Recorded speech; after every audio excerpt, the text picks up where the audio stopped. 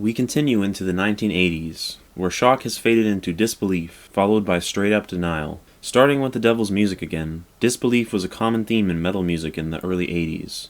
Disbelief, as stated before, is a mini-stage between shock and denial. Both Iron Maiden and Metallica have a song about a man sentenced to death, who is going through shock and disbelief. In Hallowed Be Thy Name, the character in the song is going to be hanged. He even cries out, "If there's a God, why doesn't he let me go?" Demonstrating not only disbelief in his situation, but disbelief in God as well. Not to mention, the method of execution, the gallows pole, is also reflective of the feeling of being suspended in disbelief. In Ride the Lightning, the song's character is about to be executed using the electric chair, also an interesting choice, as it evokes the feeling of shock. Note that the electric chair surrounded by electricity is the album cover as well, paying homage to the Lightning to the Nations, the Diamond Head album. In both songs, the character declares that there must be a mistake or error. In Hallowed Be Thy Name, it declares that this life is just an illusion, and in Ride the Lightning, the character wakes up, realizing it was just a dream. Both tracks go the complete transition from shock to denial, covering all the disbelief in between.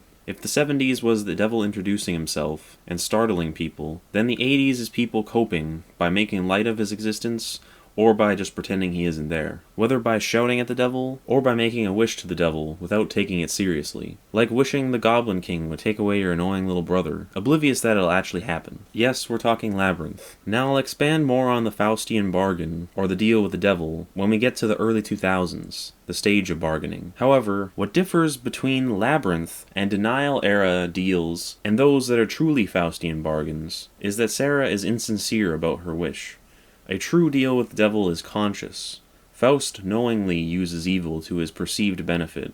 Sarah does not. Labyrinth is still a denial story. Jareth pleads with her at the end, but she refuses him. She denies him, if you will. Once she sees the devil, she outright refuses to bargain. It's also hinted that the whole movie was just in Sarah's mind, making it similar to the songs I mentioned. In denial stories, it's common that the entire ordeal will be imaginary, like in The Princess Bride as well. Fantasy was very popular in this decade for this reason, and why the most notable video game series of the 80s, Mario, held to the fantasy trope of rescuing a princess from a castle, a steep departure from the strange and eccentric alien and ghost motifs of 70s games. But back to film, the Indiana Jones movies are good to bring up. Jones always begins in disbelief, and ends up realizing there are powers beyond his comprehension, which he then denies for his own good. The Nazis open Pandora's box, also known in this case as the Ark of the Covenant, and suffer the consequences. The heroes in denial stories almost always decide that things are best left alone. The Indiana Jones movies are perfect examples. The Ark is sealed away in a warehouse.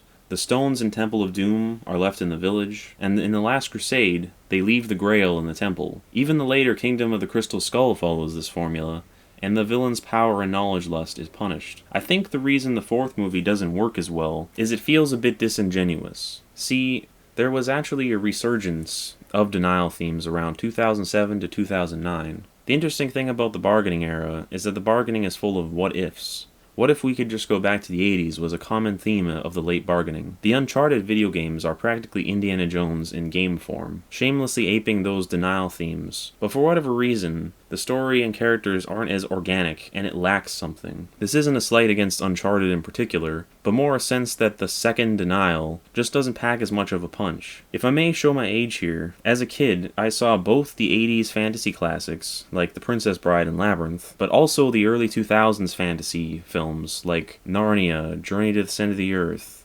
Spiderwick Chronicles, The Golden Compass, Aragon, etc. So why is it that I find the former memorable and the latter completely forgettable? Same with music. Many metalcore bands around 2008 began incorporating 80s hard rock, thrash, and glam metal into their sound.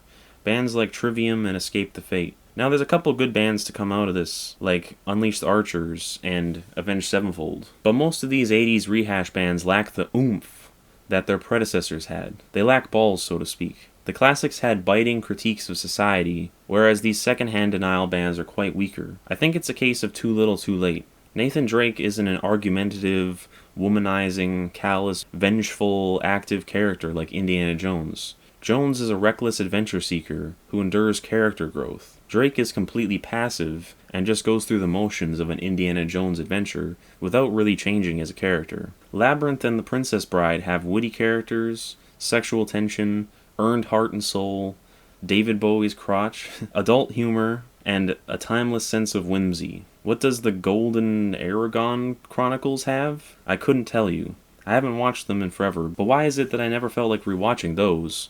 But it's 80s equals I had nostalgia for. I would conclude this point by simply saying the second wave of denial had to play it safe, and therefore wasn't as fun or original. This is not to say that 80s art is inherently better. I'll disprove assumptions about a bias towards the old by saying my favorite Star Wars movie is Revenge of the Sith, and I listen to far more early 2000s music than 80s bands. But nevertheless, there was an authenticity to the denial art of the 80s that the desperate attempts in the early 2000s were unable to recapture or duplicate. The true denial era was organic because it was capturing the present, not the past. It wasn't afraid to be bold, innovative, and risque. Denial art denied limitations, but is often still wholesome because it denies evil too, which is why denial art has a timeless quality.